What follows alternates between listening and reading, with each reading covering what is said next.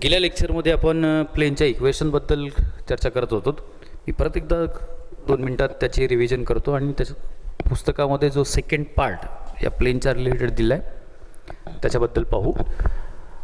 पहिल्या पार्टमध्ये आपण प्लेनचे इक्वेशन्स पाहिले. 4 फॉर्ममध्ये ते प्लेनचे इक्वेशन्स आपल्या पुस्तकात दिलेली आहेत. त्यातला पहिला फॉर्म होता नॉर्मल फॉर्म. केव्हा वापरायचा आहे हेही सांगितलेलं आहे. Normal form, equation of plane in normal form. तर प्रत्येक फॉर्ममधले इक्वेशन हे 2 फॉर्मॅटमध्ये येतात. एक वेक्टर इक्वेशन आणि दुसरं कार्टेशियन इक्वेशन. पण नॉर्मल फॉर्ममध्ये वेक्टर इक्वेशन काय, तर r bar dot n cap is equal to p. What is this n cap? That is the unit normal vector which is passing through origin, and this p is magnitude of that vector. R bar dot n cap is equal to p. याचं जर Cartesian equation लिहिलं तर that equation becomes lx plus my plus nz is equal to p, where l, m, n are direction cosines of that normal and this p is magnitude of that normal. मग प्लेनचे equations यामध्ये हे normal equation आहे का नाही हे कसं ठरवायचं, तर एक्स वाय झेडच्या कोएफिशियंट्समध्ये डायरेक्शन कोसाइन्स आले पाहिजेत. आता डायरेक्शन कोसाइन्स आयडेंटिफाय कसं करायचं हे 3D मध्ये पाहिले. तर या कोएफिशियंटच्या स्क्वेअरची सम ही 1 येत असेल, l square plus m square plus n square is equal to 1 येत असेल, तर याचा अर्थ एक्स वाय झेडचे जे कोएफिशियंट्स आहेत ते डायरेक्शन कोसाइन्स आहेत. आणि हे जर डायरेक्शन कोसाइन्स असतील तर this equation is in normal form. आणि जेव्हा हे इक्वेशन नॉर्मल फॉर्ममध्ये असेल तेव्हा यातला हा जो कॉन्स्टंट असतो that represent magnitude of normal. हा प्रकार magnitude of that normal vector हे आपण पाहिलं होतं. त्याच्यानंतर दुसरा फॉर्म पाहिला होता that is general form, general equation of plane. या जनरल इक्वेशन ऑफ प्लेनमध्ये काय दिलं गेलं पाहिजे, तर नॉर्मलबद्दल इन्फॉर्मेशन दिली गेली पाहिजे. म्हणजे या नॉर्मलचे डायरेक्शन रेशोज दिले असतील. त्याच्यानंतर तो प्लेन ज्या पॉईंटमधून पास होतो त्या पॉईंटचे कॉर्डिनेट्स दिले गेले पाहिजेत किंवा पोझिशन वेक्टर दिला गेला पाहिजे. ते जनरल इक्वेशन ऑफ प्लेन येतं r bar dot n bar is equal to a bar dot n bar. किंवा सरळ सरळ तुम्हाला परपॅन्डिक्युलर वेक्टर दिला आहे प्लेनला परपॅन्डिक्युलर असणारा वेक्टर आणि तो प्लेन ज्या पॉईंटमधून पास होतो त्या पॉईंटचे कॉर्डिनेट्स दिले असतील तर जनरल इक्वेशन्स आपण लिहू शकतो. That is r bar dot n bar is equal to a bar dot n bar. याचं जे कार्टेशियन इक्वेशन असतं that cartesian equation is a x plus b y plus c z plus d is equal to 0, where a b c are direction ratios of that normal vector to plane. This is the Cartesian equation. It is general form. हे प्लेनचं equation असेल. यामध्ये ए b C हे काय आहेत तर direction ratios आहेत. मग तुम्ही डायरेक्शन रेशोज कसे काढायचे वगैरे वगैरे हा सगळा प्रकार 3 डायमेन्शनल जॉमेट्री या टॉपिक्समध्ये झालेला आहे. त्यामध्ये 3 केसेस आपण डिस्कस केल्या होत्या. त्यामध्ये हा एक प्रकार होता. त्याच्यानंतर दुसरा प्रकार होता हा नॉर्मल वेक्टर देण्याच्या ऐवजी किंवा त्याचे DRS देण्याच्या ऐवजी तो प्लेन ज्या 2 पॉईंटमधून प्लेन ज्या व्हेक्टर्सला पॅरलल आहे ते 2 वेक्टर्स जर आपल्याला दिलेले असतील तर प्लेनमधले 2 vectors b bar and c bar किंवा या प्लेनला पॅरलल असणाऱ्या प्लेनमधून जर ते 2 वेक्टर्स दिलेले असतील तर या प्लेनचं इक्वेशन कसं काढायचं आहे आणि हा प्लेन ज्या पॉईंटमधून पास होतो त्याचाही पोझिशन वेक्टर दिला आहे. Then we can write this equation r bar dot b bar cross c bar is equal to a bar dot b bar cross c bar. In this way you can write this vector equation. Similarly, this equation can be transformed into Cartesian equation like this. This is nothing but a scalar triple product, and scalar triple product can be determined by using this determinant. Here r bar, you can write r bar as xi plus yz plus zk in this way. B bar cross c bar is nothing but normal vector. This a bar is the position vector of point, and this again b bar cross c bar is normal. Now in Cartesian form we can solve this determinant. R bar चे components इथे घ्यायचे, that is x y z. b bar cross c bar, b bar चे components आहेत a1 b1 c1, c bar चे components आहेत a2 b2 c2 is equal to here a bar, suppose its components are x1 y1 and z1. b bar cross c bar is here a1 b1 c1, here is a2 b2 c2. Simplify this equation we get the Cartesian equation of plane. आता MCQ सोडत असताना फक्त ही value जरी calculate करून पाहिली, right hand साईडचा constant तुम्हाला मिळेल. मग हा स्केलर ट्रिपल प्रोडक्ट फक्त सिम्प्लिफाय करायचं आहे, राईट हँड साईडची व्हॅल्यू मिळते. मग डिटर्मिनंट 3/3 ऑर्डरचा कसा काढायचा वगैरे वगैरे हे माहिती आहे. त्याच्यानंतर तिसरी केस होती. तिसऱ्या केसमध्ये आपण पाहिलं होतं की वेक्टर देण्याच्या ऐवजी हा प्लेन ज्या 3 पॉईंटमधून पास होतो त्या पॉईंटचे कोऑर्डिनेट्स दिलेत ABC, त्याचं वेक्टर इक्वेशन फाइंड करायचं आहे.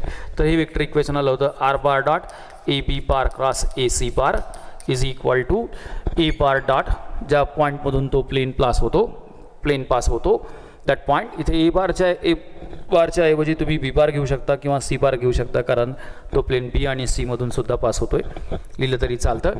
मग यातले दोन वेक्टर्स आपण कन्सिडर केले, AB बार आणि AC बार घेतलं असल्यामुळे तुम्ही BA आणि BC सुद्धा घेऊ शकता, AB bar and AC bar. इथे तुम्हाला AB बार क्रॉस AC बारच लिहावं लागेल. Okay, this is the vector equation of plane. Again याचं जर कार्टेशियन इक्वेशन लिहायचं असेल तर R बारच्या ऐवजी XI plus YJ plus ZK लिहायचं आणि त्याचं कन्व्हर्जन या फॉर्मॅटमध्ये करायचं, X plus BY plus CZ plus D is equal to 0. Okay, this is third case, passing through 3 points. हे सगळे या जनरल इक्वेशनवरून प्रॉब्लेम सोडवले जातात, general equation of this plain.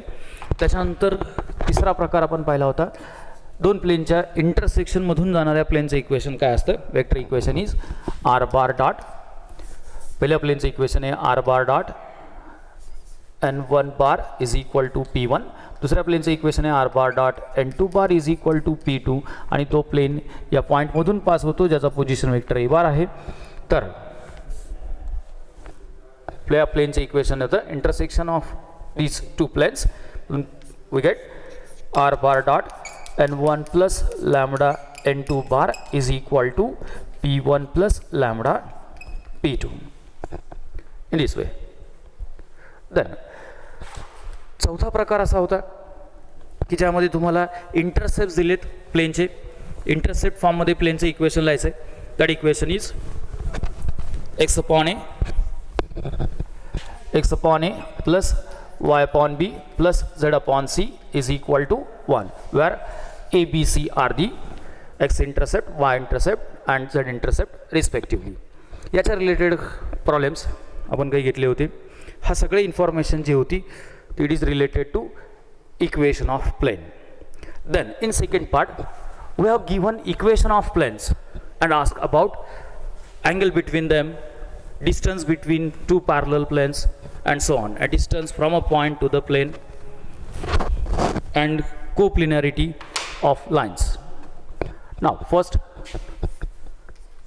angle between two planes, angle between two planes.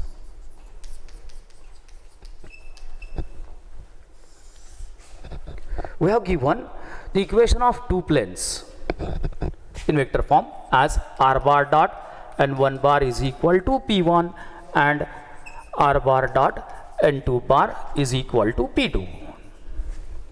Now we have asked that find the angle, acute angle between these two planes. आता दोन plain मधला आपल्याला अँगल फाइंड करायचा आहे.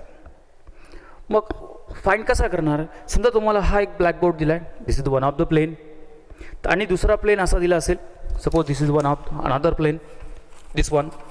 हे दोन प्लेन एकमेकाला perpendicular आहेत. मग हे जर दोन प्लेन एकमेकाला परपेंडिक्युलर असतील तर करस्पॉन्डिंग नॉर्मल्स कसे येतील.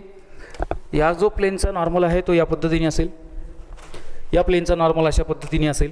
म्हणजे जर दोन प्लेन एकमेकाला परपेंडिक्युलर असतील तर corresponding normals are also perpendicular. जर दोन प्लेन पॅरलल घेतले लाईक दिस तर corresponding normals are also parallel to each other. म्हणजे याचा अर्थ होतो जो प्लेनमधला अँगल आहे तोच अँगल नॉर्मलमधला आहे. म्हणजे जर प्लेनमधला अँगल हा 90 डिग्रीचा असेल तर नॉर्मलमधला अँगलसुद्धा 90 डिग्रीचा होतो, आणि जर प्लेनमधला अँगल हा 0 डिग्रीचा असेल तर नॉर्मलमधला अँगलसुद्धा 0 डिग्रीचा होतो. याचा अर्थ प्लेनमधला अँगल काढायचा, याचा अर्थ या नॉर्मल वेक्टरमधला अँगल डिटरमाइन करायचा आहे. आणि दोन वेक्टरमधला अँगल कशा पद्धतीने डिटरमाइन करायचा आहे आपल्याला माहिती आहे. तो 3 डायमेन्शनल जॉमेट्रीमध्ये झालेला आहे.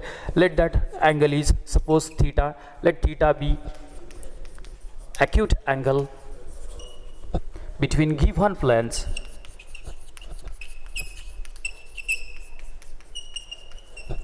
then formula is cos theta is equal to, that is the angle between n1 bar and n2 bar. This is the acute angle.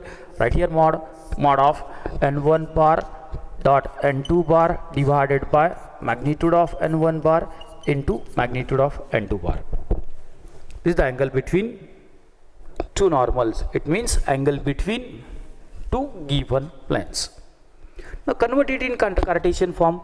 If we are given the equation of plane in Cartesian form as a1x plus b1y plus c1z plus d1 is equal to 0. Another equation is a2x plus b2y plus c2z plus d2 is equal to 0. Then the acute angle between these two planes is nothing but cos theta is equal to mod of, now here is dot product n1 bar dot n2 bar. Write the direction ratios of this n1 bar. What is the direction ratios of this n1 bar? That is a1, b1, c1. Direction ratios of n2 bar are a2, b2 and c2. We have to consider here as a dot product, that is a1, a2, b1, b2 and c1, c2. We write this in this way: a1, a2 plus b1, b2 plus c1, c2 divided by magnitude of first vector, normal vector, that is root of a1 square, b1 square, c1 square into magnitude of second normal, a2 square plus b2 square plus c2 square. This is the cos theta in Cartesian form, angle between two planes in Cartesian form, and this is the angle between two planes in vector form. This cos theta is equal to mod of, this is the acute angle. Due to acute angle, we have to write here modulus n1 bar dot n2 bar divided by magnitude of n1 bar into magnitude of n2 bar. Now in second part, again we have to find the angle between normal or angle between plane and line. Second, angle between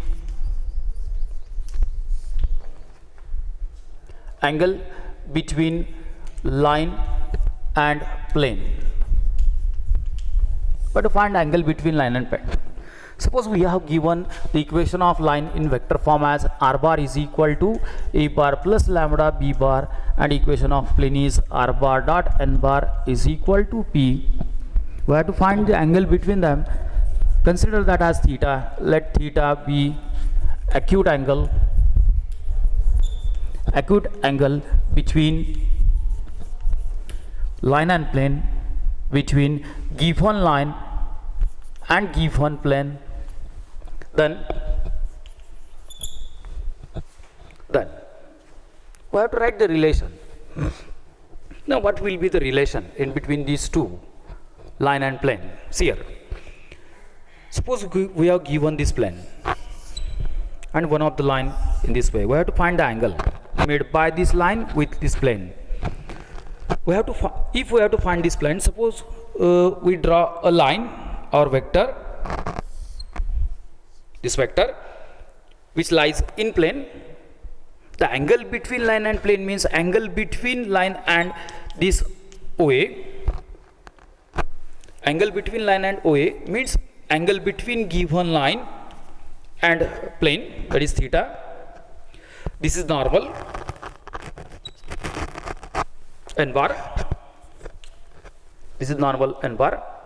This normal is perpendicular to this plane. It means that this normal is perpendicular to this vector OA bar. This angle is nothing but right angle, 90 degree, of measure 90 degree. Okay, now this angle is theta, this angle is of pi by 2 radian. Then the angle between normal and line becomes pi by 2 minus theta. We have given this angle as pi by 2. This is the line. This line makes an angle with this plane as theta. Then remaining angle will be pi by 2 minus theta. Okay, this is the normal n bar, this is the given line, and this is a vector which lies in given plane. Okay, this is pi by 2 minus theta. Now we know the angle, how to determine the angle between two lines or two vector. This is the one of the vector n cap, and this is the line which is parallel to this b bar. Suppose assume this is b bar. If the angle between normal and line is pi by 2 minus theta, it means that the angle between this normal and b bar is also pi by 2 minus theta. The angle between vector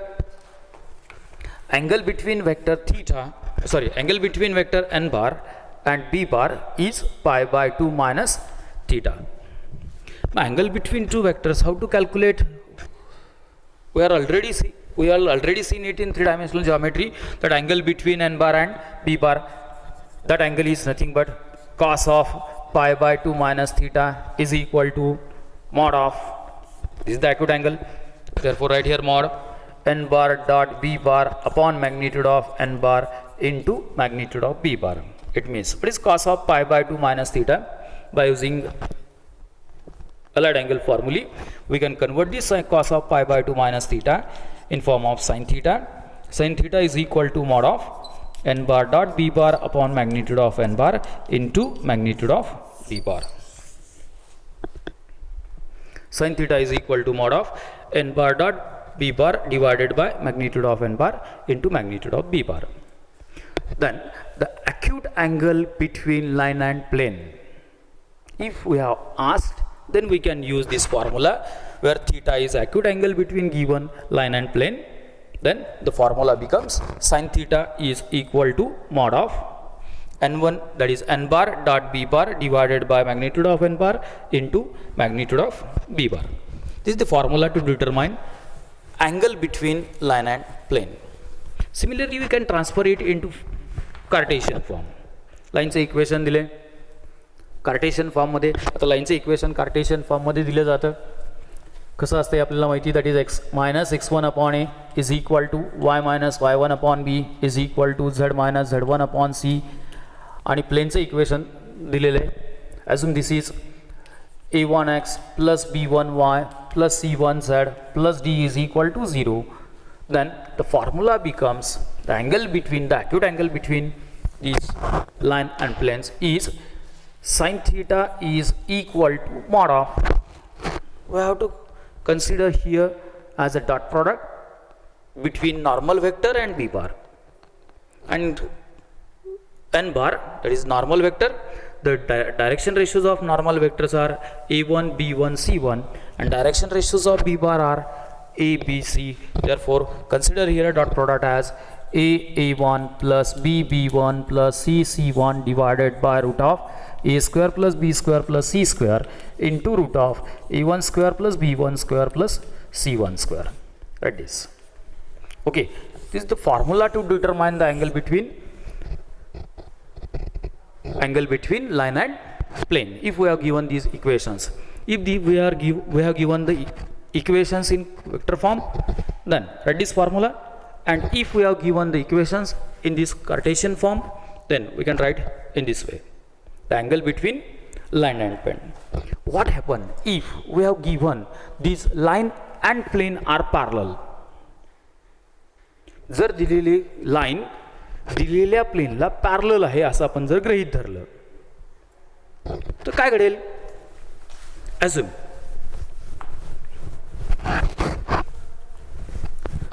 that this blackboard is a plane having equation r bar dot n bar is equal to p. या ब्लॅकबोर्डचं equation आपण हे लिहिलं, r bar dot n bar is equal to p. मी एक चॉकपीस घेतो, that is the line. या लाईनचं equation दिले, जी ही line मी या प्लेनला पॅरलल काढली. मग समजा मी ही लाईन या पद्धतीने धरली, या पद्धतीने जर ती लाईन ड्रॉ केली असेल किंवा ती लाईन या प्लेनमधली असेल, याचा अर्थ ही लाईन या प्लेनला पॅरलल आहे. मग ही जर लाईन या प्लेनला पॅरलल असेल तर याचा अर्थ होतो normal, this is the normal, this normal is perpendicular to this line. The line is parallel to plane. Line is parallel to plane. First case. Line is parallel to plane. It implies normal is perpendicular to line.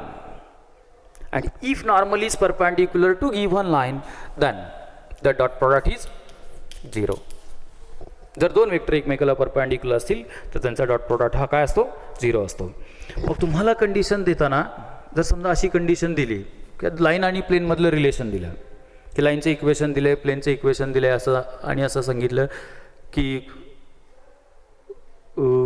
यातली कुठली तरी एखादी unknown values आहे. Suppose we have given this equation in this form r bar dot p i plus 2j plus 3k is equal to suppose p. आणि second equation लाईनचं दिलेलं आहे r bar is equal to a bar that is a bar is also given i plus j plus lambda into. Now draw parallel line here suppose i plus here I plus 4j plus here is k, suppose here 3 5. okay. now आणि condition सांगितली की if this plane is parallel to this line then the value of p is, त्या p ची value काय आहे. ही हा plain या लाईनला जर पॅरलल असेल तर पी ची व्हॅल्यू विचारली. याचा अर्थ या लाईन आणि प्लेनबद्दल इन्फॉर्मेशन दिली. If line is plane parallel to this plane then जर पॅरलल असतील तर याचा अर्थ ही जी नॉर्मल आहे या प्लेनची तर या लाईनला कशी येते परपेंडिक्युलर येते. आणि याचाच अर्थ ही लाईन ज्या वेक्टरला पॅरलल आहे त्या वेक्टरला हा नॉर्मल सुद्धा काय येतो परपेंडिक्युलर येतो. आणि जर हे दोन वेक्टर्स परपेंडिक्युलर असतील तर देअर डॉट प्रोडक्ट इज 0.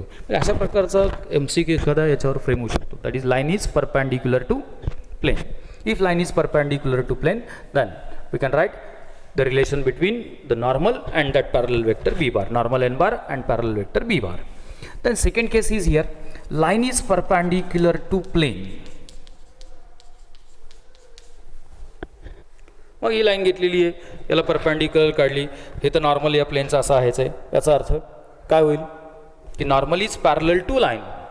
आणि if line normal is parallel to line that if these two vectors are parallel to each other then we can write one vector as scalar multiple of other. Or in three-dimensional geometry we have written that if two vectors are parallel then corresponding direction ratios, that is a1 a2 v1 b2 and c1 c2 are proportional. If the two vectors are parallel then their corresponding direction ratios are proportional and direction cosines are same. You have seen this statement in three-dimensional geometry. Then if line is perpendicular to plane the normal becomes parallel to line or parallel to the vector which is parallel to line, that is b bar. Therefore if these two vectors are parallel then one vector can be written in form of scalar multiple of other vector. In this way we have to convert it in Cartesian form that these two vectors are parallel. It means that their direction ratios are proportional. And write its value as alpha here. Substitute here n bar b bar, multiply alpha by b bar or b bar by alpha, equate corresponding components and write this relation. Then we can say that the direction ratios are proportional. एक याच्यावर सुद्धा एखादा MCQ frame करता येतो. तशा प्रकारचे MCQ पुस्तकात दिलेली आहेत, फॉर एक्झाम्पल्स पुस्तकात दिलेले आहेत. त्याच्यामुळे त्याचे काही फारसं याला वेगळ्या पद्धतीने मांडायचं आहे वगैरे असा काही प्रकार नाही. त्याच्यामुळे याच्यावरचे प्रॉब्लेम्स तुम्हाला पुस्तकात इझिली सापडतील. त्यातले काही प्रॉब्लेम्स तुम्हाला सॉल्वही करून दिलेले आहेत. फक्त हा कंटेंट माहीत असणं गरजेचं आहे. MCQच्या दृष्टिकोनातून हा कंटेंट महत्त्वाचा असतो, या कंडिशन्स महत्त्वाच्या असतात. हे झालं अँगल बिटवीन लाईन आणि plane, angle between two planes याच्या संदर्भात माहिती. त्याच्यानंतर distance from a point to the plane. Three dimensional geometry ही पॅरलल आहे टू डायमेन्शनल जॉमेट्रीला. म्हणजे टू डायमेन्शनल जॉमेट्रीमध्ये जे जे आर्टिकल्स ज्या सिक्वेन्सनी 11वीच्या पुस्तकात आहेत त्याच सिक्वेन्सनी थ्री डायमेन्शनल जॉमेट्रीमधले सुद्धा तोच सिक्वेन्स इथेही फॉलो होतो. सगळ्यात पहिल्यांदा इक्वेशन्स, त्याच्यानंतर जसं 2 डायमेन्शनलमध्ये 2 लाईन्समधला अँगल असेल, 2 पॅरलल लाईन्समधला अँगल, 2 पॅरलल लाईन्समधलं डिस्टन्स असेल, किंवा distance from a point to the line असेल, किंवा फॅमिली ऑफ लाईन्सचं इक्वेशन असेल, equation of family of lines. हा जो सिक्वेन्स स्ट्रेट लाईनमध्ये आहे तोच सिक्वेन्स 2 डायमेन्शनल जॉमेट्रीमध्ये घेतलेला आहे. तोच सिक्वेन्स या 3 डायमेन्शनल जॉमेट्रीमध्ये प्लेन या टॉपिकमध्ये घेतला आहे. सिमिलरली लाईन या टॉपिकमध्ये सुद्धा सेम सिक्वेन्स आहे. नाव we have to find the distance from a point to the plane. एक पॉइंट दिलेला आहे, distance from a point to the plane, distance from a point to the plane, that is nothing but a perpendicular distance. एक point दिला आहे, त्याचा position vector, जर vector equations काढायचं, vector मधलं रिलेशन, वेक्टर फॉर्म मधलं रिलेशन काढायचं असेल किंवा वेक्टर फॉर्ममधला फॉर्म्युला डिराईव्ह करायचा असेल तर या पॉईंटचा पोझिशन वेक्टर दिला गेला पाहिजे. ए बार प्लेनचं इक्वेशन वेक्टर फॉर्ममध्ये दिलं गेलं पाहिजे. Suppose this is the plane, r bar dot n bar is equal to p, आणि प्रश्न विचारला या डिस्टन्सबद्दल. हा यम पॉईंट या प्लेनवरचा आहे. This is the perpendicular distance. We have to find this perpendicular distance from a point to the plane. मग त्यासाठी पॉईंटचे एकतर कॉर्डिनेट्स दिले गेले पाहिजेत. का पॉईंटचे कॉर्डिनेट्स दिलेत, हे इक्वेशन कार्टेशियन फॉर्ममधलं असू शकतं किंवा वेक्टर फॉर्ममधलं असू शकतं. त्याच्यानंतर आता how to find this one m, अशा प्रकारचा प्रॉब्लेम 3 डायमेन्शनल जॉमेट्रीमध्ये सुद्धा झालेला आहे किंवा लाईनमध्ये सुद्धा झालेला आहे. Distance from a point to the line किंवा डिस्टन्स, इथे त्याच लॉजिकनी प्रॉब्लेम सोडवायचा आहे. Distance from a point to the plane. मग हाऊ कॅन डिटरमाइन, तर आपण काय करू, हा एक पॉईंट दिला ज्याचं पोझिशन वेक्टर आपल्याला माहिती आहे, हा प्लेनचं इक्वेशन माहिती आहे. ही ए एम, याची लेंथ आपल्याला काढायची आहे. हा a m is a vector. हा ए एम या प्लेनला परपॅन्डिक्युलर आहे. आता ए एम हा या प्लेनला जर परपॅन्डिक्युलर असेल तर याचा अर्थ होतो हा a m bar is parallel to vector n cap, parallel to vector n cap. N कॅपला हा जो काही वेक्टर असेल ए एम बार तो पॅरलल येतो. ओके, मग हा ए एम बार वेक्टर जो असेल तो ज्या लाईनवर आहे त्या लाईनचं इक्वेशन आपण इझिली काढू शकतो. त्याचं कारण असं आहे की समजा ही लाईन आहे, suppose this line is l. या एलचं इक्वेशन आपल्याला लिहिता येईल. Equation of line l is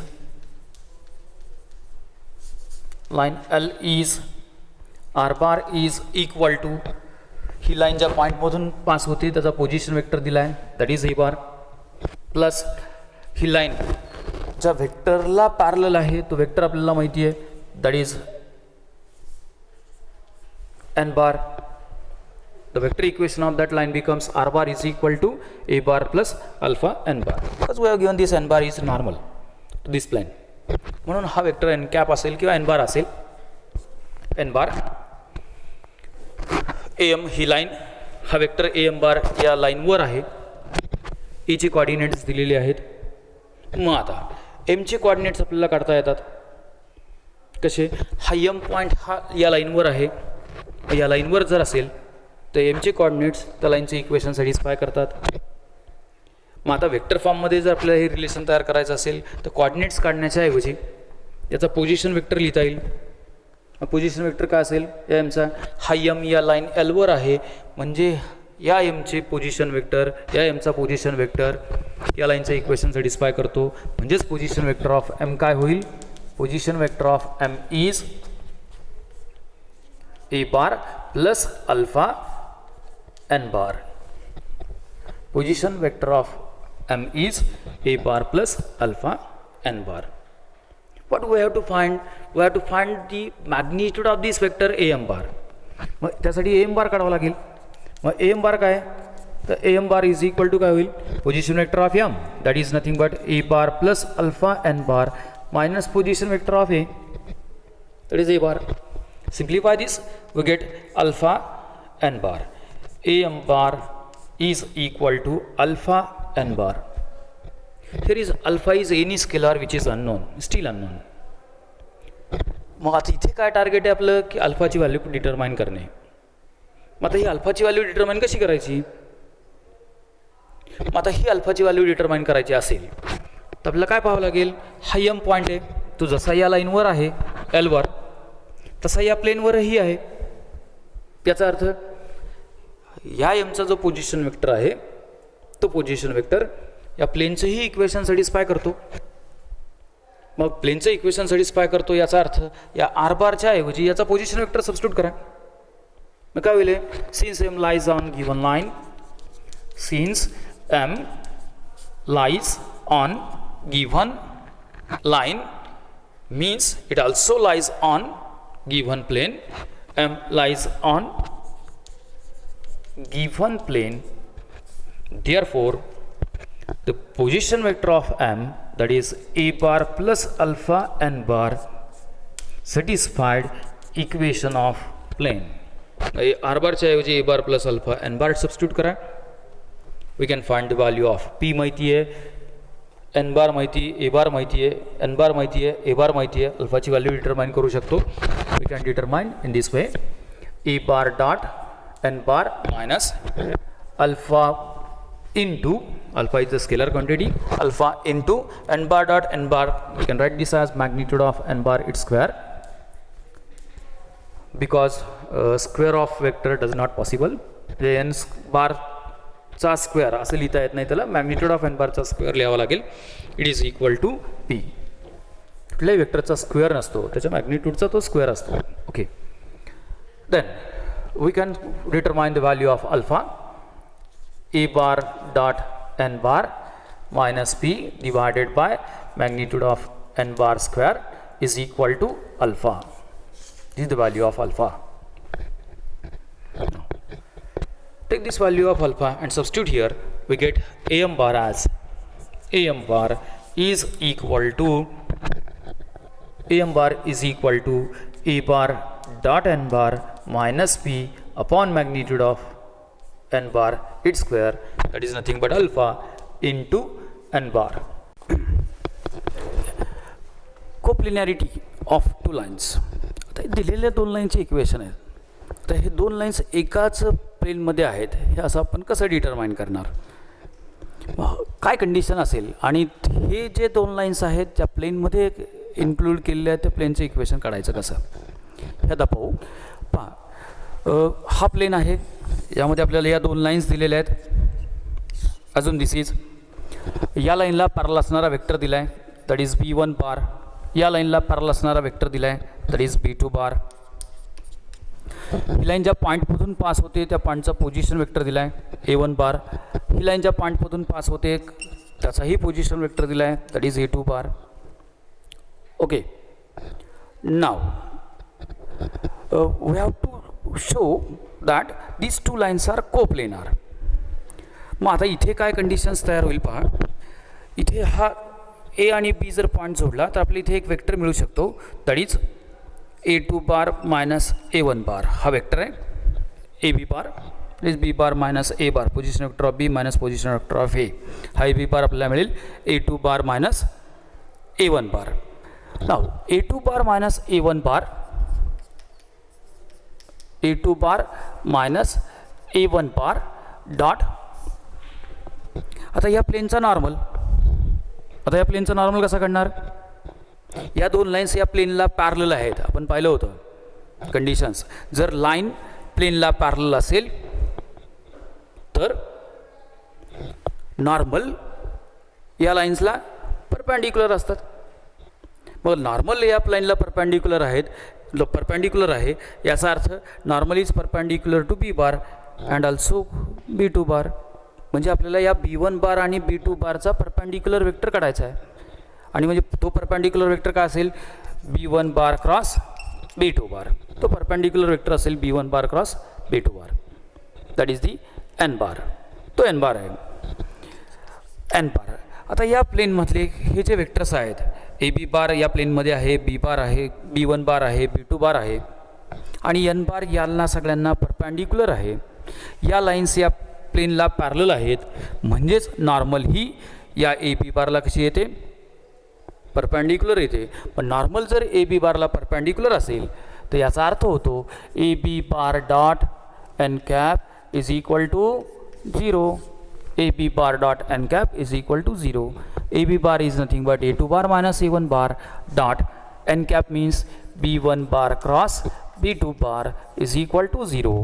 It means this scalar triple product a2 bar minus a1 bar b1 bar b2 bar जर 0 झाला, हा स्केलर ट्रिपल प्रोडक्ट जर 0 झाला तर याचा अर्थ होतो these lines are कोप्लेनार. या लाईन्स काय असतील? कोप्लेनार असतील.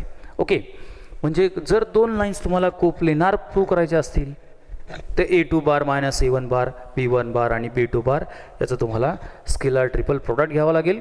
आणि स्केलर ट्रिपल प्रोडक्टची व्हॅल्यू ही काय आली? ही व्हॅल्यू जर 0 आली तर याचा अर्थ होतो की या दोन लाईन्स एकाच प्लेनमध्ये आहेत किंवा पॅरलल प्लेनमध्ये आहेत. Okay, this to lines are coplanar. मग आता या प्लेनचं इक्वेशन फाइंड करायचं आहे. प्लेनचं इक्वेशन कसं फाइंड करणार?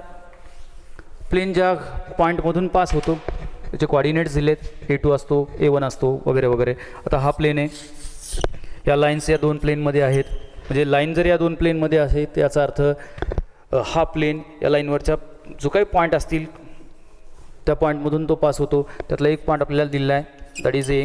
त्याचा पोझिशन वेक्टर काय आहे? a1 बार आहे. मग आता याचं इक्वेशन कसं काढणार? पॉईंट माहिती आहे, नॉर्मल माहिती आहे. हा नॉर्मल म्हणजेच काय? b1 bar cross b2 bar. General equation of plane is r bar dot n bar is equal to a1 bar dot n bar.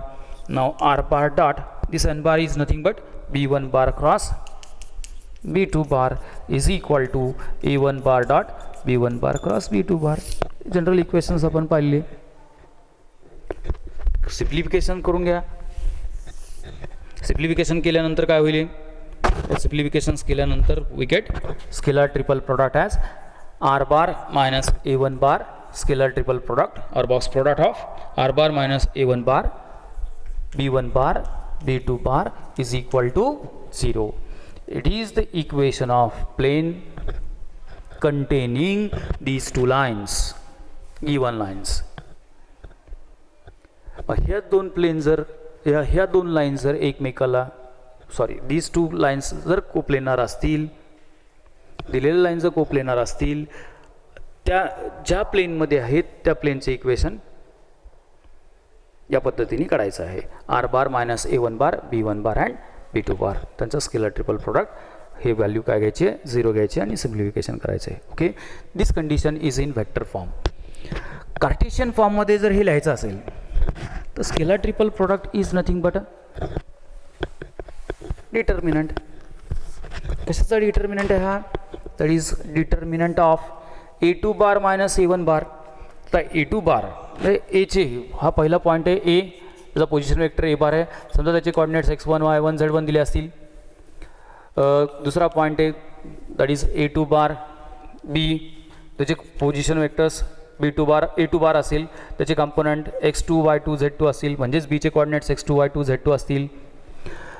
b1 बार दिला आहे, याचे डायरेक्शन रेशोज आपण a1 b1 c1 नी डिनोट करू. b2 बार त्याचे direction ratios a2 बार a2 b2 आणि c2 लिहू. तर काय इक्वेशन इथे कंडिशन तयार होईल? इक्वेशन तयार होईल पहा. a2 बार मायनस a1 बार म्हणजेच काय? x2 minus x1, then y2 minus y1, z2 minus z1, a1 b1 b1 बारचे जे कॉम्पोनंट्स आहेत किंवा त्याचे डायरेक्शन रेशोज आहेत ते a1 b1 c1 नी डिनोट करू. आणि b2 बारचे direction ratios a2 b2 c2 is equal to 0. या स्केलर ट्रिपल प्रोडक्टची व्हॅल्यू जर 0 आली तर दीज लाईन्स आर कोप्लेनार. इथे काय बदल होईल? इथे x2 घेण्याच्या ऐवजी r बार घ्यायचं आहे, ज्याचे कंपोनंट्स आपण x y z घेतो. x minus x1, y minus y1, z minus z1, a1 b1 c1, a2 b2 c2. या डिटर्मिनंटची व्हॅल्यू इज इक्वल टू 0 आहे. This is the equation of plane containing these two lines. या पद्धतीने simplification करायचं आहे. Okay, मग this is the condition of coplanarity of two lines. A scalar triple product of a2 bar minus a1 bar b1 bar b2 bar. If this value is 0, then these two lines are coplanar. Okay, and equation of plane containing them is that one. अशा पद्धतीने हा plain topic state बोर्डाच्या पुस्तकामध्ये include केलेला आहे. Okay, या 2 पार्टमध्ये आपण हा प्लेन शिकलेलो आहोत. जनरली यादी सांगितलेलं आहे की CET मध्ये 2 प्रश्न याच्यावर विचारले जातात. त्यातले कोणत्या लॉजिकनी कोणता प्रॉब्लेम सोडवायचा आहे हेही सांगितलं. इक्वेशन्स कसे काढायचे, जनरली लाईनच्या इक्वेशनमध्ये आणि प्लेनच्या इक्वेशन्समध्ये कन्फ्युजन होतं. ते कन्फ्युजन तसं होणार नाही त्याच्यासाठी मी तुम्हाला वारंवार इक्वेशन्स कुठल्या फॉर्ममध्ये असतील, कोणती कंडिशन्स दिल्यानंतर कोणते इक्वेशन्स वापरायचे या संदर्भात माहिती सांगितली. आणि त्याच्यानंतर हे फॉर्म्युले जे आहेत शेवटचे ते फॉर्म्युले पाठ करायला लागतील. याला काही शॉर्टकट्स नाही आहेत, त्याच्यामुळे हे सगळे फॉर्म्युले डोक्यात ठेवा.